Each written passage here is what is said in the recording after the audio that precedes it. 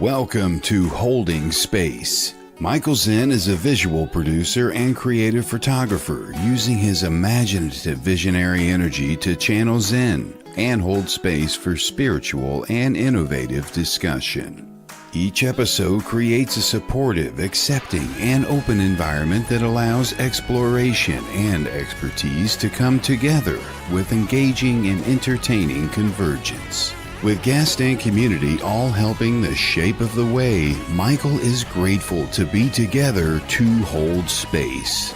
Now here is your host of Holding Space, Michael Zen.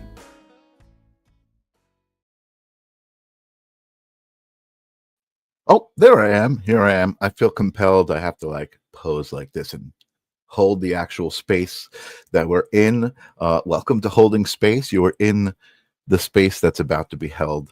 It's one of my favorite places to be, especially on a Tuesday night. Why? Because I intentionally created this space. It's my space, and it's created with good intentions. I have a broadcast called The Live Stream of Consciousness, if you're not familiar with who I am. And I was fortunate enough to meet Kelly Brickle from the Sacred Spiral Network, who's doing some amazing things with some amazing shows. And we came up with a show for me on her network called Holding Space, which is really kind of what I'm good at. And I'm excited to be holding space tonight. I see Helen Wagner out there. What's up, Helen? Saying hello, hello. Good to see you. This is my space. I want to open it up with, I don't know if you guys have seen the show before. You know, this is my new bowl. It's amazing. I love the sound of that, just to kind of clear the frequency, clear the space. So there you go. The show has officially begun. I'm excited tonight. It's interesting. Kelly billed the show with Roger as a intuitive and a comedian, and Roger doesn't really bill himself as an intuitive, though he really is. And I had Roger on the live stream of consciousness based on just my thoughts about who he is as a human being. So if you don't know who Roger Kabler is, let me just explain who he is. He's a comedian who had a nice career in I think the late 70s, early 80s with Carol Burnett, and then some movies and commercials. He was an actor, but found himself in a place doing this incredible tribute show to Robin Williams that I happened to be fortunate enough to be working at. I was doing some sound, I was help recording the show, and I got to witness this. And I was thinking about this earlier. I'm really grateful for the way that I experienced Roger, because I experienced the show first, and then I experienced the movie. And when I say experience the show, not only did I experience the show, but I also experienced the man. I got to meet him and kind of give him a hug and tell him how amazing the show was. And it was a spiritual experience, which is why I feel like having him on the live stream of consciousness was relevant, and having him here is relevant. I know there's a lot of spiritual shows here. I see the Quiet Healer out there. What's up? I see Angelo out there. What is happening, folks? Good to see you guys all gathering. I see CJ and Crick. Beautiful, beautiful, beautiful. Thank you guys for coming here and sharing your energy with me.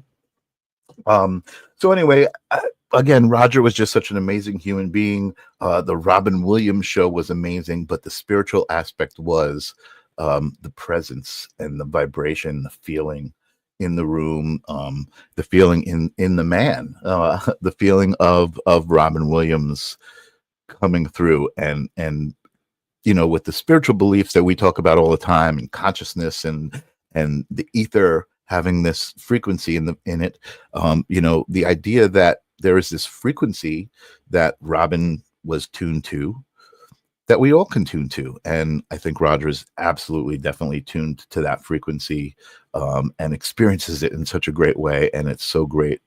It allows us to witness it, which is so cool. So without further ado, that wasn't so bad. That babbling wasn't so bad. I'm going to welcome to Holding Space the incredible Roger Kabler. Welcome. Hi, Michael. How you doing, my friend?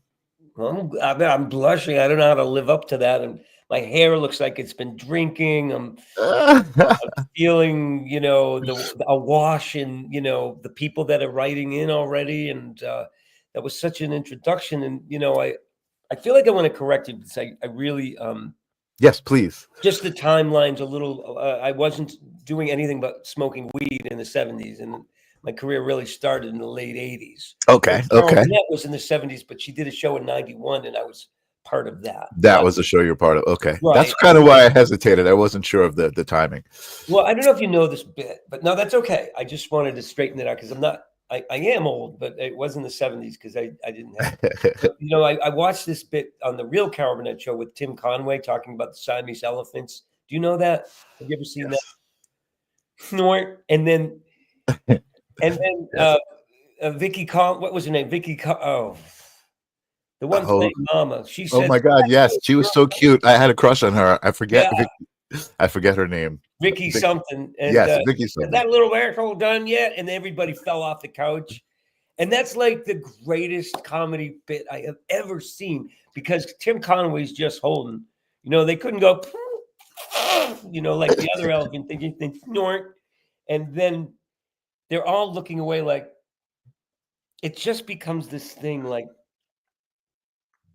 it was the greatest moment in comedy history. It is a great moment. Dyke, who's 8'7", fall off the couch with his, I don't know why I have to bring this up, but I watched it today. I said that is channeling some incredible muse of comedy that I can't even comprehend. Totally. And Helen's chiming in. Vicki Lawrence. Thank you, Helen. Thank you, Helen. Vicki Lawrence. Yes, totally. Helen has seen every episode of so Helen, you know what I'm saying. But you're describing a moment, Roger, that I think we can all relate to, right? And I think even just watching that, you can feel what was going on in that moment in that room. And that's like it's the communion between the characters and the humans underneath the characters. Yeah. They know what Tim Conway's doing to them. They know exactly, and they're just holding and trying to get back to the scene. And he's not letting them. He has thousands of people in the palm of his hand. That's the genius of it. He knows exactly. Even in this moment, he's in the back of my head now going, snort. And it's hard for me to concentrate. So he's got me now. The eyes just got real big. He's kind of acting like a real dope, but so great. It's so great. I just want to I know you tell your story a lot. It is an amazing story. I don't want to force you to go through it, but I do want to share it because I do feel like the Sacred Spiral Network, there's a lot of psychic mediums. Again, Kelly billed you as an intuitive, and you don't necessarily practice as a psychic medium, but you certainly have this connection that I would say is otherworldly, with Robin Williams, and I think with that energy itself that I was talking about, you definitely connect and channel that energy. So let's hear your story from the mouth of you. No, I'm not doing it. I don't want to. I don't even know where to begin. I will tell you this is what I know, Michael, and everybody out there. The first time I saw Robin Williams, I was 17. And when I saw him in his little spacesuit on Mork and Mindy, I said, oh my God, that's me. There was something in me that said, this is me. Like somehow somebody else got to do that. And I before I did, because that's exactly what I had in mind. That's exactly who I am. So the connection was so deep back then when I was 17. And it never let up. It was never over. Then I felt compelled to find a way to do an impression of him. And, being intuitive also meant that upon his skipping ahead to when he died 10 years ago, when he died, I experienced his death. I don't even know how else to put it. I didn't want to, but there was such an extreme impact of empathy that I didn't experience it as me. I experienced it as him. I knew what it was like to be Robin Williams and lose that. And it was extremely difficult. And it became a turning point in the film, being Robin, which Here it is, being Robin.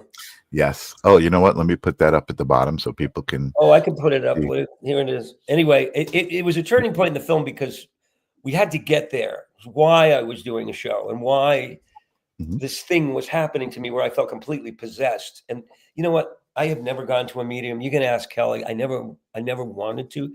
And they're crawling all over me going, I want to see what's going on with you. I want to get to the truth. I want to tell you what's happening with you. And I'm like, I don't even want to know. It's not important for me to know the Right. truth. I like the mystery. It's like the mystery of faith. We don't know what God is. Something created all of this. And it was, I think, love and good and a mixed bag of things. And I don't need to know what that is. I need to know my relationship to that. What I'm supposed to be doing here. What is my mission in Yeah. service of that? So I don't need to know if I'm actually possessed. Right. I Right. don't know. It's, you know, it's a thing. And it now here's the deal. I'm letting it go. The movie's done. I'm not doing the show anymore. Aw. Yeah, I think it's 10 years is enough. And I have my own thing. I have other things to Yes, you channel. do. Yeah, you are a very, very talented performer and comedian and Thanks, painter man. as well. All of the things that you do. You know, you're an amazing channel of creativity for sure. Well, we are being used, obviously, the way you're being used to do this, to connect people. We are channeling something creative and to explore that, those different aspects. And if I spend too much time with Robin Williams, I don't get to explore what else I'm supposed to be doing. Like I'm putting out these little peacemaking things on Facebook now that are just me talking about. Well, I did one is like, what would Robin say if he was here today? You know, it was too. I needed to cut past that and say what I needed to say. Right. And Right. and I just feel like my job is to be a peaceful warrior and to try to help bring the temperature down a little bit and get people talking in a less hateful way. I love that mission 1,000,000%. And you know, again, that's kind of what I meant when I said I don't mean to drag you through your story again, No, but it's okay. but it is what it brought you here. It is an important part of who you are. And again, I think it's an amazing legacy that you've left behind of that speaks about who you are, because like you said, you have other things, you know, you have the Zima guy, I mean, that's a legacy for Yeah. anybody who doesn't know what I'm talking about. You may now recognize and be like, oh, that's where I know that guy from.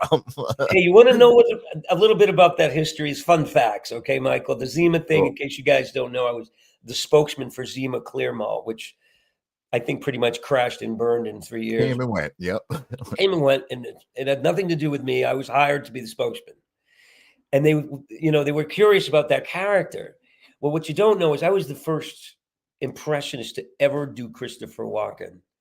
And I didn't do it that well. I did it, I saw at close range, and I saw what was wrong. He was on the verge of something bad. And where it was going, I don't know. He was so on the edge, ready to kill, make me skittish. And I got into the psychology of him instead of just the voice that everybody's doing. I didn't do the mechanics. I just did the soul. Right. And I brought some of that to the Zima guy. The Zima guy was basically Christopher Walken with a speech impediment. Zima, That's funny. I want to see if I that's can what I find brought one of to these. It's thinly disguised Christopher Walken with his speech impediment, a Z impediment. I'm going to see if I can bring one of these up. This would be. Oh no. And you know what? I really try to comb my hair for this. I promise you, it's just not. It's not behaving. I want to see. Let me see if I could do this. I think I can share a Chrome tab with the audio. Yes. Okay, kids. Here's something a little bit from the early '90s. Who's that? I don't know which one I pulled up. Oh no, that's not. Oh, a '93. No, that's me. Guy sits down. He goes, "Nice bottle. Very what is it? You'll hear the walking. Beer? No, something different. Wine cooler. Not so sweet. Try a zip. Zip. What's in it? Yes, it's a Pitanga. Am I right? No. Maybe it was a touch of citrus. My lips are sealed. A bit of that spice. Speak quietly. One from Zanzibar. I had it silenced. Nice hat. What is it? You don't really hear the Christopher Walken, only in the first Yeah, that one. was a rough one. That was a rough Oh, one. this guy, you know, but I stepped on it. I'm sorry. The very No, first one you can. Anyway, hi everyone, Wizard of Oz. that's all right. Yeah. Hi, everyone. Wizard of Oz is out Oh, there. Angelo, my friend Angelo's out here, and Angelo loves to read my guests. So he's asking, do you like sweets? Do you like watermelons? And he says many conversations with self. That one I can probably vouch for, that you do have many conversations with yourself. but when you live alone and you're a bachelor, is this your experience? Do you live alone? Can I ask? I do now. I am in a relationship, but I do live alone at the moment. Yes, and I have So, lived alone. I have lived alone. you know what it's like to get up in the morning, and with me, sometimes like at the moment, I'm thinking about somebody like Gilbert Gottfried, and I think I left the Easter candy in the kitchen, and I'll take 3 pieces before the diabetes kicks in, and I'll just go through the house with that going on in my head. For some reason, I'm taking Gilbert with me, and then it's not even a good impression. It's just that's what's necessarily not being voiced, but it's like I love that. That's a great way to get weird. through. Yeah, it's a great way to get through the day. Helen says that's how Frank Gorshin became other people. Right. It's also what led to That's his what breakdown. Well, if you want Helen, there's a movie out that I made in I think it was 2000 called "Who the Hell is Bobby Roose?"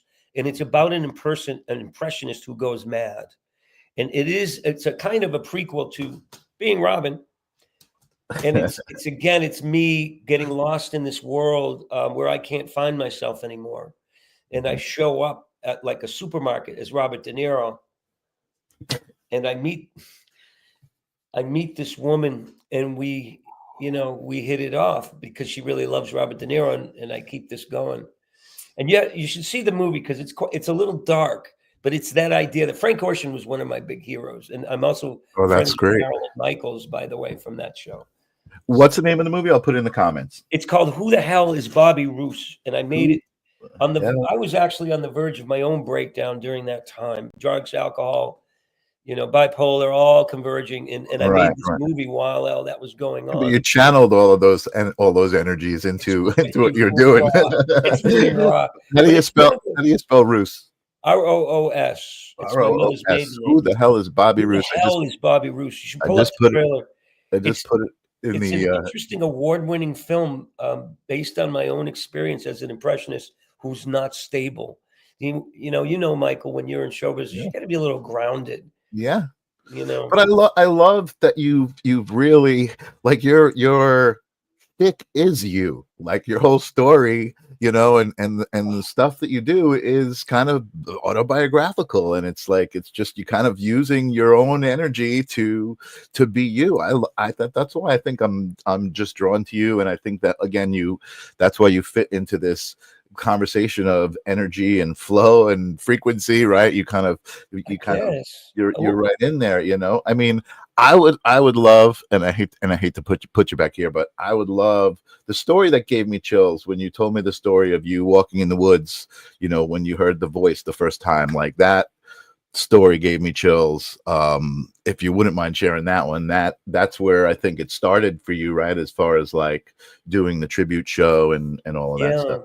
Well, I mean, again, it really started with him dying, and it was so horrifying and so painful. And then he moved in and started taking over my. Well, he started taking over my. We would talk, and yeah, I just, my thoughts were, he was commandeering my thoughts and my voice and my body. And I found myself and I felt him experiencing things like my girlfriend. He would throw his arms around her, and I would be like, "Hey, no, boundaries are bitching, okay?" Hold up that CD again, because that's another great scene from the movie. Yes. But the real fun, weird things were when, after the show, we started the show because I said no a number of times. I am not doing the show. I retired from show business. It was killing me, drugs and alcohol, and all that. And I got sober and I started painting no more show business. But Robin's like, come on, let's go. And people were calling me and saying, oh, come on, do a tribute, you know. I had said no, but then I was finally like, well, how am I going to say no to Robin Williams if it's true? And he's really knocking on my door saying, please, I need to get back to work. And I heard that so loud and clear. And I just said, okay, finally, let him in. And there was a moment that I felt there was an authenticity to this. And it was a funny moment. Yeah.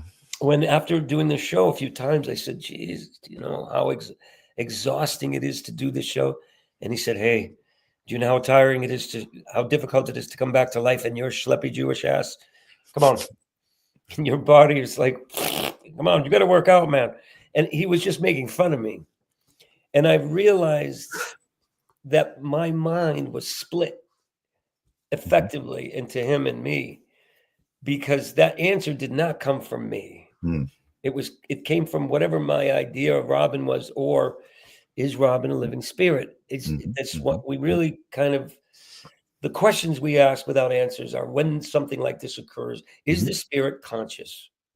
Or is it just something that I have, in the desperate urge to keep him alive, somehow managed to manufacture a version of Robin that actually it works as a living thing? Right. So I don't know. It's like but even if so, what's wrong with that? I don't think there's anything right or wrong. It's just, what is it? Do ghosts, do spirits consciously contact us? Right. Or is it our memory of them? Right. That we're keeping alive somehow? Right. What do you think?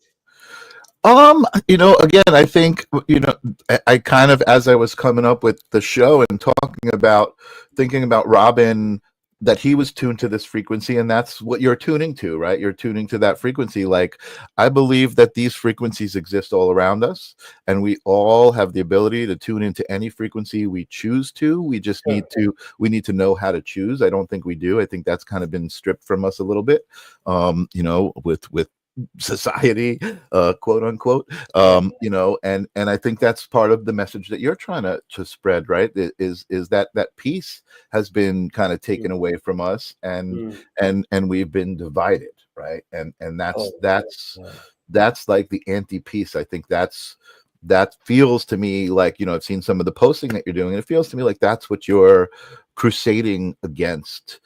You know, is not united, not divided, is how we should be, you know. Well, yeah, that's just the simplicity of it is there, and specifically, well, I wanted to address something else before we moved on. Sure. And now I don't remember what it is. Oh, you said something about when you went to the show, it was a spiritual experience. It is for me. When I was doing the show, when it was really working, I felt like a receiver, and I would feel Robin's energy coming in and out during the show. So I think when it was really strong and people were laughing and applauding, the frequency was really cranked up, and I would stop and go, it's not just a show, it's a seance. You know, let's go. It's like, oh yes, oh, we're having it now, baby. Come on. Yes. Help me. God dang. No, you know, I can't even express it. It's really important. You better sit down there. You know, it was. Yes. And it would welcome, Robin, to the show. Oh, unlike the gibberish we just went through, but it would make sense on stage, and I was coming up with ideas. I remember that some of them were like, I didn't think of that. That came through me. You know, and I don't like to do Robin so much anymore, or let him through, because I'm really trying to hang on to myself. And you know what? I want to respect that. And actually, I'd love to know, how does that feel? How's out of control, man. Out of fucking control. I can't. Sorry. Time out. We take it back. Freaking control. Hey, what are you gonna do? No, you could use that word. That's all. Oh, okay. But see, that's the problem. I'm bipolar, and we start to escalate, my friend. Hi, Bruce. Hey, I wonder if we're meshpucha. You know, now I can't stop. This is the problem. I have no control. So okay, but okay. Go ahead. No, you go. Well, I was going to get back to the thing I was talking about on. No, you have a chance to talk. Let me unwind for a minute. Well, you know, again, I I really love your story and what you did, and again, I know I certainly can understand one, the need to probably move on from that, because Yes. it's a lot of energy, man. If you think about Robin Williams, just thinking about Robin Williams, it eats up a lot of energy, right? Hey, I'll tell you what, you want to think about Robin Williams pent up, that's some major, the genie exploding out of the bottle. And that's the first show was like that. I remember doing the first show I did was for 600 people, and Robin just went wild. And I just was like, oh my God, the energy that was released from this. Yeah, It was a nuclear thing that went off. It was I can exciting. imagine. It took a lot of rehearsal too, because you have to have some kind of, grounding for this. You can't just go, Sure. Robin was brilliant. He didn't just make noises like I do. Sure. Well, I think that's why he gravitated you, because he was bipolar. Oh no, yeah. But I think what's so amazing about the show is, yes, like Robin comes through like a fucking, like a faucet. Oh, dear, you bet your life about that with the bits of dial. No, don't you? Robin comes through like a faucet on full blast, absolutely. But Roger also comes through, because I feel like there is evidence of writing that show as a show at the end when you come out, and the monologue that you have going about just Robin and his point of view, and just the whole thing is really, it's really well thought out. Thank you. And I believe that Robin would be super duper proud of that ending, of the way you wrap it all up, and you bring your audience to that place. Yeah, it's a humanitarian message. If you guys haven't seen the show, and it's in the film too. It's a lot of swearing. Oh, you're buzzing, are you? Okay, let's deep breaths now. Deep breaths. Take out the girls. Let's party a little bit and put them away. Okay. Sorry, where were we? No, don't be sorry. I was actually excited because I was going to have that extra entertainment value to the show tonight. No, you don't. You're an amazing performer. No, okay, hey, get down, baby. Get back up again. Here we go. Ever since I had these false teeth put in, I can't quite make the face the way I used to. I know. I got a couple implants too. I know. Oh, these six are just like, I look like a fucking rodent now. No, anyway, you look great, Roger. I wanted to get back to the message that I was leaving about, being a peacekeeper, and the message was for people who are so stuck in being right and not giving that up, holding on to whatever point of view they have, not being willing to look at the possibilities that, maybe their thinking is a little off, or I hate to say wrong. But when we get a society of people that are shut down, and that's it, that's the way I am, I don't change, we're in trouble. Yeah. If we have people who are willing to be open-minded towards others and their ideas, and admit, I made a mistake. Right. There's a lot of people sitting on the fence right now, kind of wishing they had rethought things. And yeah. I'm not going to point fingers. It's not about that. Sure. Finger pointing in this. It's just simply, if we can have the humility enough to look at ourselves and say, you know what, I might not be right about this. And what is right is what's good for the human race, is to try to come together, try to, don't come at your neighbors with hate. Yeah. Period. You may hate it's simple, right? It seems simple. And I think that, like, it's important for people like you and me to use the platform just like this to have these conversations. Oh, yeah. You know what I mean? Like you said, and connect instead of coming on here to, like, there's plenty of shows out there who are like, oh man, I got to tell you what they did now. You know what I mean? And it's like, I'm coming at the world with love. I'm holding space for everybody, like it's great. I just want to talk to Ruth over there. What are you talking about? Are you medium? So, as I was saying to you, Roger, the Sacred Spiral Network is a lot of shows about spirituality and mediums, and there's even some like EVP, some cool ghost shows. But Holding Space is a different place. It's my show where I hold space for somebody who I believe has a great story and a piece of the puzzle that will touch others. And Roger has an amazing story about his connection with Robin Williams. So if you don't know who he is or have seen his stuff, Being Robin the movie down there at the bottom of the screen, it's his story about how he connected with Robin Williams, and he's done a show for 10 years. He's doing sign language now and telling the deaf people what I'm saying. But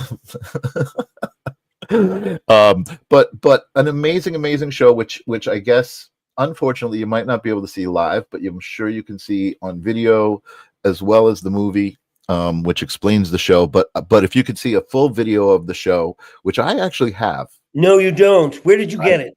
Bootleg. I have it because you did a show and I was working the video for it. Where was this? You did the show for Friend Entertainment in Long Island. It was at Elite Studio.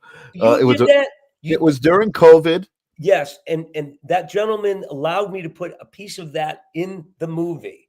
Awesome. So I just wanted to tell you, Michael, your camera work, and you didn't get credit for it. Oh, but the you don't know how happy that makes me. That did get credit for, but I didn't know you were operating the camera. Technically, you own a piece of this. I didn't. I mean, I just saw it as the show. I didn't realize it was actually that location. No, I called him to ask him if we. Oh my goodness! You just made me so happy. Have you seen the movie? I have, but I didn't recognize those spots as Elite Sound Studios. So there's a portion of it where I'm sitting there as Mrs. Doubtfire and saying it's a timeout, dear. And I say, oh, my wife goes to a gynecologist who also does magic tricks. He's a magician. That part is what you recorded. I love that. I love that, Roger. You just made my day. By the way, you just reminded me that I came up with a little skit, and anyone who's watching, I don't know, you can't sign an NDA. I'm giving out my ID here on the air, but I came up with a skit. You just reminded me when you said magician. I came up with a skit called The Vajartist. And it's about a girl. It's like a behind the scenes like artist, and it's about her life, how she learned how to make art with her vagina, like by sticking crayons in and blah blah blah blah. Anyway, wait a minute. I think I went too far. Skittering away that fast. Did you just leave it at crayons? You know how hard that would be. I was thinking more like finger paints at first. Maybe crayons though. I don't know. Coloring books is she? Is she using 64 crayons at once? Talk to me. Okay, you're just trying to run away. Come on, man. This is going to be about you too. Hold the space for the crayon lady. I can't believe, You said magician. I don't know. You started. He came up with a bit about that, the magic tricks, but I came up with the word magician. Yeah. But anyways, let's get real. Let's get real. Wait a minute. So you shot part of it. And so I wanted to tell those of you that are still listening that if you haven't seen the live show, there are good portions of it in the movie wrapped around. Okay. Thank you, Helen. My left foot is we're in that area. It's okay. It's my left foot with the vajayjay, I think is what you were basically getting at. Oh my God, Michael, you're blushing. I was blushing. Your hair just moved up like a whole inch. I did blush. Yeah. Back down. So bad. I'm trying to get it where were we? Okay. So you watch the movie, you see portions of the show, but the point of that is that you get to see this is real. The show that you're describing, and I found the pieces of 5 years of shows that more and interviews that where Robin really comes out to play. As much as the material might not be, great, but there you will see what you saw where Robin is present. Yeah, absolutely. And yeah, as much as I could be, and then the end of the movie we shot with a 3-camera shoot for part of the movie, but the show is something I'm going to miss dearly because I've been doing it for 10 years, and I will miss Robin. He said, "Hey, I'll always be here in the woods." Okay, you come back. Oh wow! That's a chill. His thing about the movie is like, I started. It took me 6 years, and when we did a cut of it and showed it, I said, "Robin, what we always go in the woods." Here's the most bizarre thing. Maybe you can tell me what this is. Mhm. When we always used to rehearse in the woods because I like it here. We can rehearse there. This is good. Mhm. Mhm. And one day I said, Robin, do you want to rehearse? He says, yep, I'll take it from here. Okay. See you later. Okay. And I'm like, what do you mean? What do you mean? He says, yeah, I got this. You go on. So what does that mean? Like I'm disassociating or Mhm. cutting, but at that moment I felt freer than I ever did. I And that's completely all that forget matters. myself, Yeah. my Yeah. voice and my face, everything, entire thing was working. And Yeah. it was just weird. And I said, Yeah. okay, we're separating now. And I just Well, so here's the thing. Here's the thing. So obviously you're doing an impression of Robin Williams. That's what you're doing, it right? starts with And that. and Yeah. and right, it starts with that, And right? then it becomes involuntary. You have to understand. It- At and some I point I had no control. but that's what I want to say. That's what I want to say. When I saw your show, and it was an amazing show to watch, right? But when I went backstage to meet you, I felt the presence of Robin Williams. Now, I also felt your presence. I felt Roger Kabler's presence. Hmm.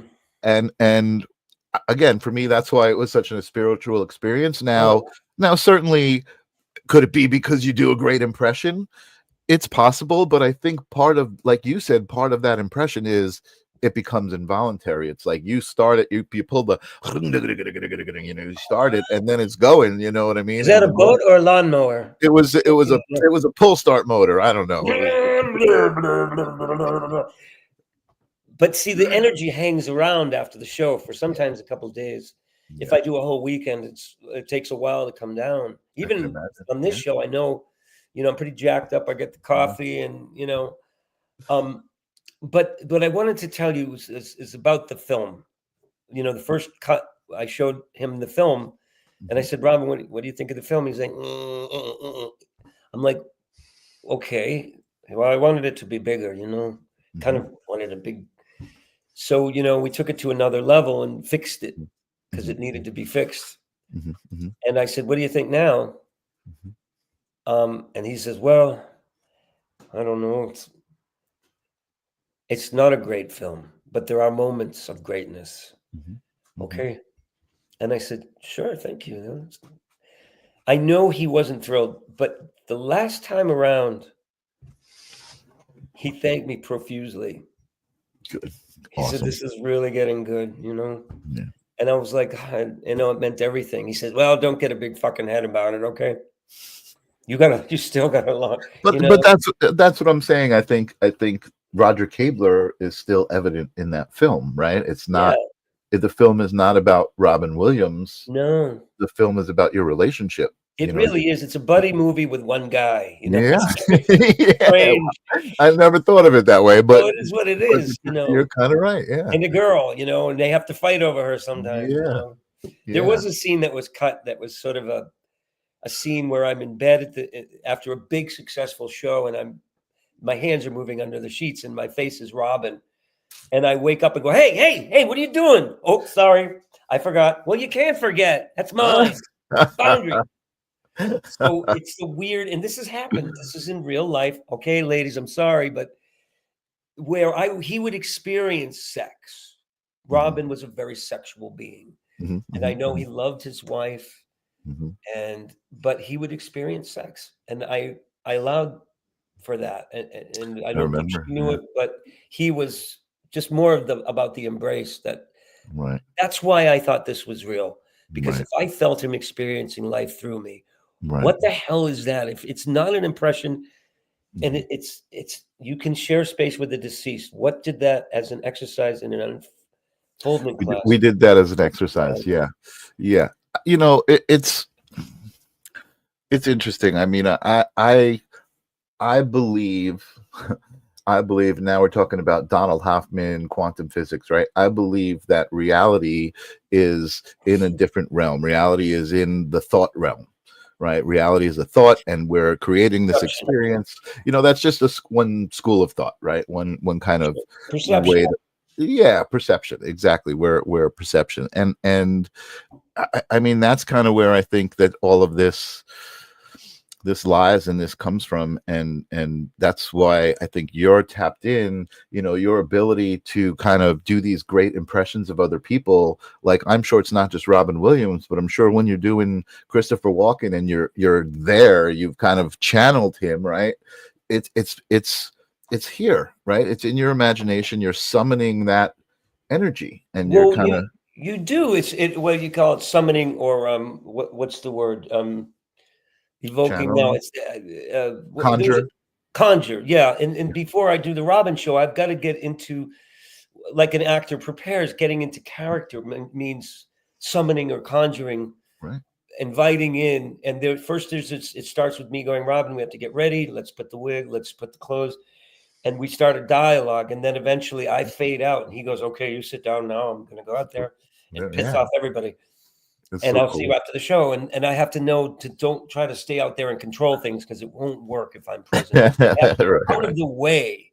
So when a good impression, or whatever you call it, possession, like when I think about doing Robert De Niro or somebody like that, it doesn't work if I don't take a moment to get in their heart, in their psyche, how they are, what they want, what are they doing here? What are you doing? I don't know what you're doing here. Now I'm just doing a face and an impression. It doesn't feel authentic. Yeah, but I feel it coming through you. I mean, well, maybe you do, maybe I don't know. Maybe I don't know. I'm man. Trying too hard. You're not trying. It's Roger. But it's my desire to do a good impression as opposed to just be that person. You have to understand, You're not there trying to be you. You're just you. If I get it into my head that I'm Dustin Hoffman because I just saw this thing, it was terrific, and I know exactly what he's doing. He's overacting this and everything.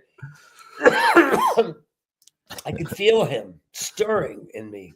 Yeah. And Dog Day Afternoon, I just saw a clip of that, and he was a different character, and it was just like I could feel it stirring in me. When I saw One Flew Over the Cuckoo's Nest, I was Jack. For a while, it was incredible. And I felt that even when I was selling fish at the market. If you linger a little more, I'm going to lose my fucking mind. And I don't even think I do a good impression, but I'm feeling the shit, I feel it. What do you want from me?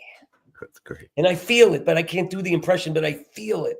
And so starting that way, And I was doing, if I could tune in for just a minute, I was feeling Anthony Hopkins a little bit. I can't do it now. It's too bad. It's going to be nice to do, but I can't do it. Sorry. I'll do it another time.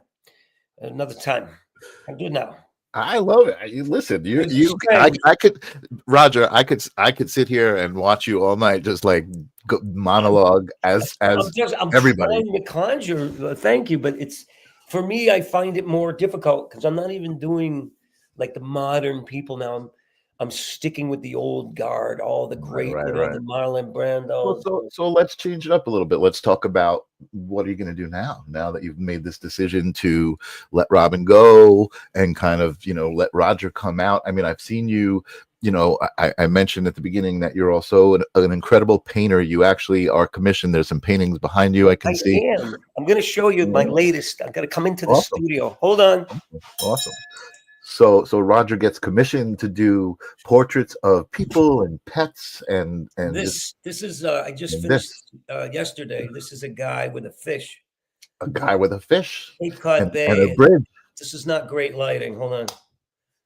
Well, see, that's a big bridge, and he's holding a fish. And then, hold on, we get some other ones here. It's the Roger show off hour. Let's do it. I would love to show off you. Oh, look at those. Beautiful. And I'm illustrating a children's book. So this is where I'm really at. I'm chasing a painting right now that I had a vision of 20 years ago. Here's a guy with a dog. Oh, that's great. Well, anyway, and here's an illustration from a children's book which hasn't been released yet. Cool. There they are. So this is my house. This is some of my stuff. Here's another illustration from another children's book. I love. So entertaining is one thing, but this is what I really love to do now. Oh, that's awesome. I love seeing that. I I'm love out of seeing that. breath. Oh, how did I end up with just seeing? I need to get back to where you're bigger than me. Oh no, Here you go. that was me. I did that. Oh, you did? Oh, okay. Yes, I kind of highlighted you. So What are they saying about it at home? Angelo says you sense energy with spirits. Evelyn says getting grounded and centered. Melissa says hello. Getting grounded and centered. Roger would love to know what you guys think of his artwork. No, I don't want to know. It was a tour. It's like about 45 seconds. Healthy enough. About 45 seconds. Just this for a minute, okay? Yeah, Because you guys are new and you don't sell more movies. You've never seen this. I have this itchy. I was digging in the. Oh, this is my other thing. The hobbies. See all that? I dug what a gift! What a gifted artist. These are artifacts I dug out of the ground. This sort of thing. In these local dumps. Some of these are from the 1800s. And where do you find those? Well, there's these dumps all over my town from the 1800s and before. Oh, wow. Hold on. So hold on. Back to the movie, but this is a bottle from like 1790. It's an old whiskey bottle. Look at that. Oh, that's cool. And you dug it up out of the ground? No. What's that? You dug that up out of the ground? Yes, they're deep. There's these dumps, and sometimes they're a foot deep, sometimes they're 3 or 4 feet deep. Wow. And I found this just at the end of the season last year on an old dump, and it's from colonial times. This is an old whiskey bottle. That's very cool. So late 1700s. totally tangent conversation, but how do you do something like that? I mean, I can understand a metal detector, but they don't have a glass detector, right? How do you? No, you find a dump with a metal detector, and then you start digging with just a trowel, and then eventually, there's toys. Look at this stuff like this, which is a little statue. And wow. Edison light bulb. And this is what keeps me grounded, by the way. That's awesome. Well, this when I get like wound up and manic, it's time for me to go to the dump and dig. And that gets you just literally grounded. You're in the dirt. And that's for me a way of just getting into the earth. I'm stabbing the earth with a trowel and getting that energy out. And it's ridiculous, but it balances things, right? Because I am a what do you do? It's like I'm 63 and I have all this stuff going on, all this crazy energy, and that's great though. It's better than just withering away and forgetting who your kids are. Do I have a kid? Oh, I got a kid.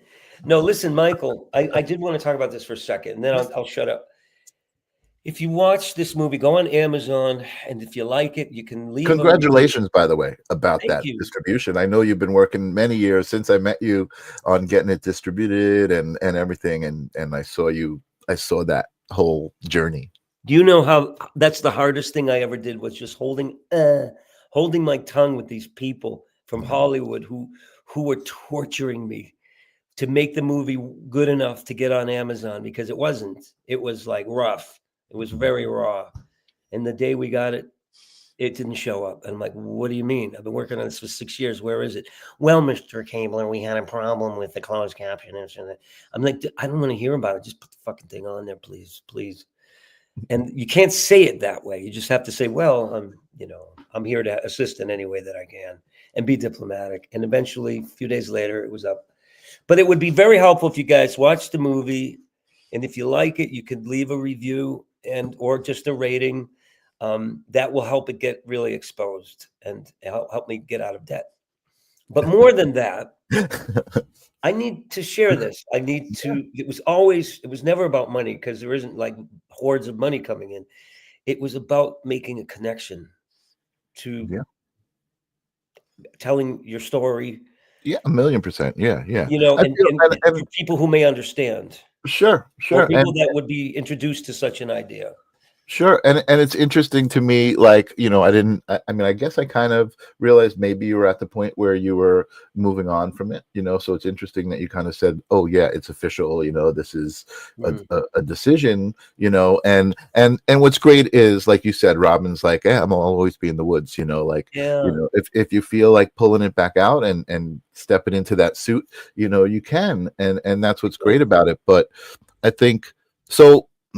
I think it's great, right? But my question When's the to you, last time we did our show? When I was on your show? When's the last time I was on? oh, it was probably about 2 years ago, actually. So the movie was done. I was selling it out of the trunk of my car, and that's when Robin said, "Please take it to another level. Try just a little more." And a year ago, I found somebody to represent the film who Mhm. said, "You really have something here." But how can you get Robin to agree to let him, use his face? I said, "That's not Robin. That's me." Mhm. He's not in the movie at all. It's just me Right, in a costume. right. And he said, "Oh, well, okay." And he started the ball rolling. So Mhm. we did end up taking it, as Robin asked me, to another level, where he could be seen by millions of people potentially. And that's enough for me. Yeah, Or I know it's been seen by thousands, but yeah. I'm not into this whole showbiz thing anymore where I need to be famous. I'd like the movie to do really well, but I like my Sure. little life here in New England. Yeah, and that's kind of that's where I was going to ask you is like, is that what you're looking to do? Just retire kind of quietly and do your paintings and collect your bottles and basically just be a quiet, just. I mean, for Yeah. me, that sounds wonderful to me. Like that just sounds like. Michael's other acting roles and then perhaps even hosting. And I never wanted this for you, Michael. I just want to act. I just, you know what? If there's any roles that I could play and just kind of Oh, not you are still looking to do that? Okay, okay, just as an actor, that's what I went to right, study in New right, York to do was just act sure. and find the authentic, the authenticity of what it is I could do and not be a clown or an impressionist and just act. But Um, I don't think I'm a very good actor. I think I'm kind of a schmackler. So I may no, I struggle don't. with it. Well, you haven't Well, seen. we're always our own worst critics. That's why you think that, Are you because your own worst critic? I am definitely my own worst critic. Well, Well, no, you sound like there's probably some people out there who are worse, but but stop it. Knock it off. no, Yeah. no, but listen, honestly, like a light bulb went off in my head when you said that. I mean, you're in Connecticut. Massachusetts. I'm on Long Island. I know a lot of people who are doing independent films at a Yeah. level that I think would be of interest to you. There are people doing films at a level that wouldn't be of interest, but I think that I might be able to introduce you to some people, or at least put your name into some hats. Cool. Thank If you're you. looking to Well, do that, yeah, and I would love to be instrumental in that. That would be thank very, you. very cool. Yeah. We'll see. I mean, I may have another. I said I would never do this again because on this film, I wrote it, starred in it, directed, produced it, raised the Mhm, money, mhm, mhm, edited it. Took me 2 years to edit, and then went out and distributed it. mhm. And it really took a lot of years off my life. It was exhausting. So I Sure. don't think I'd do that again. I just want to act, but I do like the process of making a film. It gets to be not for the faint of heart. I can imagine. Yeah, yeah, and especially in that role of everything. I think it's Oh, when somebody writes something and they say, "Hey, you want to come just read these lines for me?" It's a little bit easier than that kind of undertaking. I see Tim out there. I just want to say hey to Tim. He says, "I'm sorry, I'm late." Tim, you're gonna have to watch the replay. So type hashtag replay in the comments so that the yeah. algorithm gets a little tickle. Yeah, and we're talking about being a channel and asking whatever you do ask, whatever you believe in to help you find. I'm also a kind of shaman. I don't want to say like I studied officially, but I do practice visualization, healing, Mhm. and I'm trying to Awesome. share it with people. And I don't know if that's part of being an intuitive. Mhm. I Absolutely. don't really I believe know. it is. Yeah. I believe what I'm doing here, this is my metaphysical power. Yeah, This is what I like to do. I like to hold space. That's how we came up with this. it's wonderful. It's a great. And Yeah. yeah, and I love it. It's so fulfilling, and especially when I get somebody like you on my show, who I know that has kind of achieved what most people feel is like, oh my God, that guy, he did this, he did that, and I know you're a regular guy, and I'm not taking away from what you have achieved.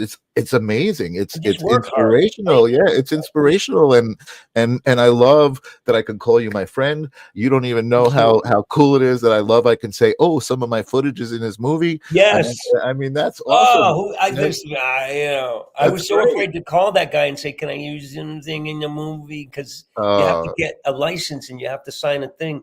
He said, no, he was a great guy. I don't remember his name, but yeah, Norm from Friend. He was Norm wonderful when I called him. Friend Entertainment, for anybody who's watching.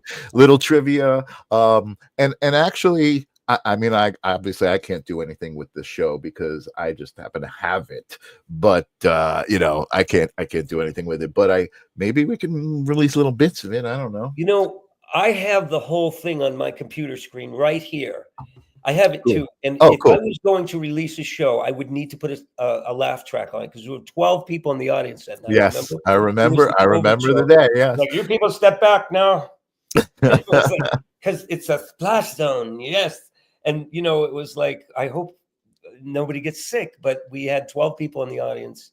And it was a live. And you know what? But it was the full. I saw the show before that in a full theater. And it was the same show. You did not do a different show because there was 12 people. You know, you conjured Robin, you brought him on, and he took over, and it was amazing. You know, watch this movie again for those parts because I'm going to. I'm going to. Yeah. The reason also not because it was such a great performance, but the lighting in that space was knockout.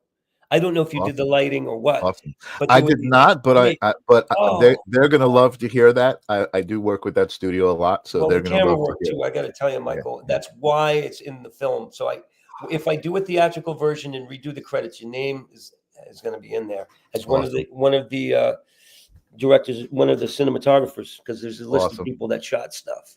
That would be phenomenal. Awesome. Well, it's the least I could do. I just had no idea you were the guy that shot that. Beautiful. That's so beautiful. Cool, right? How cool is that? But and that's what's awesome, Roger. I do feel like, I mean, we don't talk all the time, but I do feel like I can call you a friend, and I'm not just you too. Like, you know, you're such an amazing guy. You're so great to talk to. You know, I feel like you're kind of funny. You're kind of funny. Right back at you. You know, I always feel happy when I see your face and your name out there and feel supported. You know, and you know, it'll grow too. You know, with time. This new connection is great with you. That I know you shot some of this, and it's valuable. That's very cool. And you know, I don't know if I mentioned this to you. Do you know Jackie Martling? No, Jackie the Joke Man. I don't. I know who he is. You know who he is, but you don't know him personally. Okay, so I don't know why I never thought of this and I never did this, but we're not doing it anymore because the studio that I was working at is kind of shut down. But I was producing his show, Stand Up Memories, which is a podcast.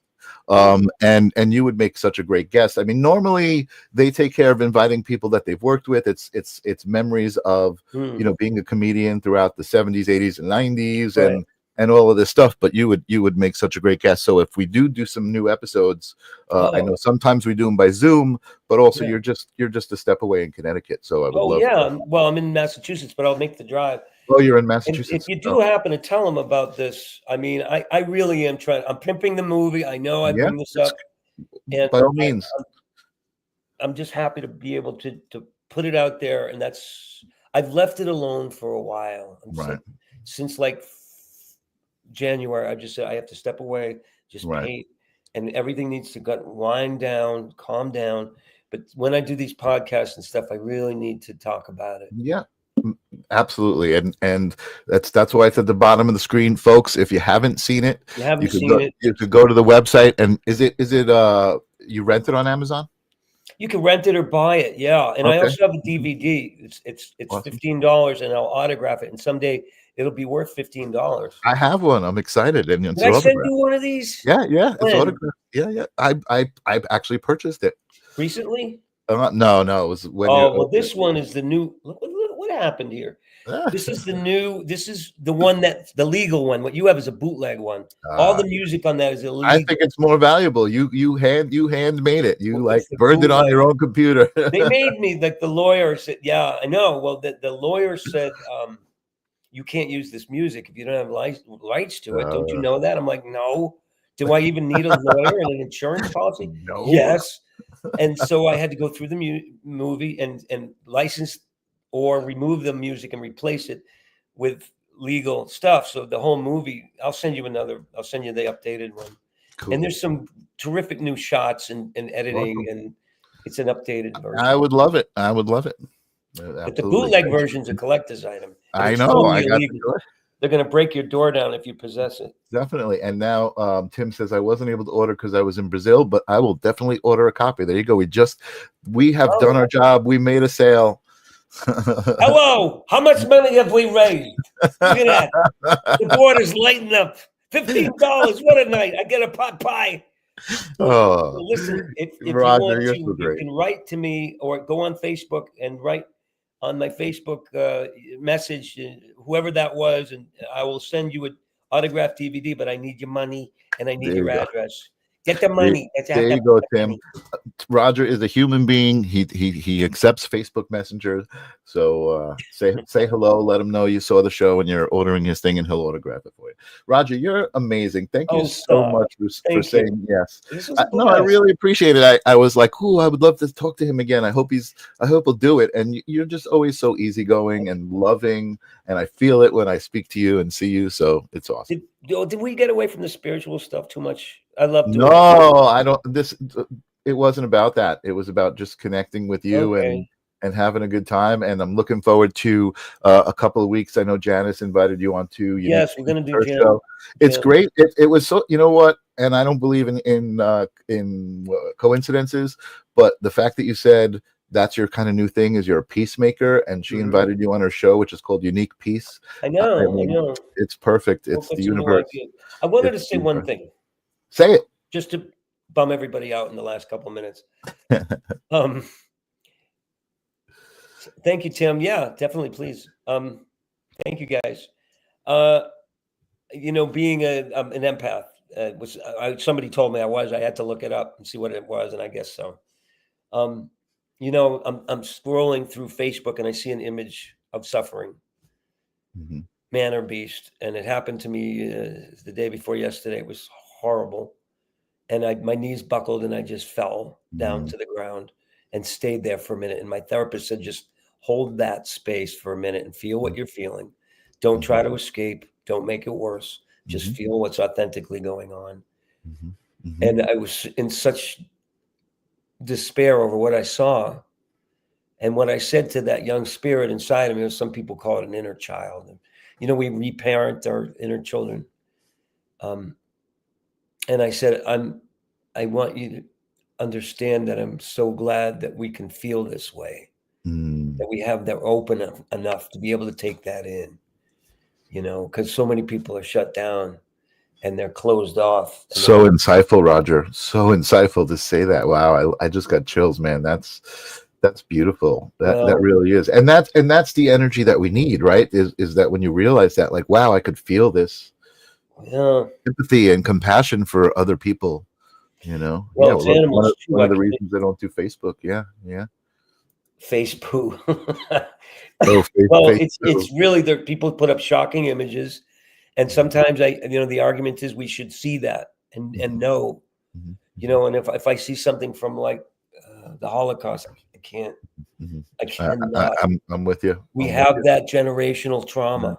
Yeah. It's baked into all human beings, I believe. Yeah. And there's energy in those images, right? There's energy. Like, why do you want to, intentionally allow that energy in? Yeah, I agree with you.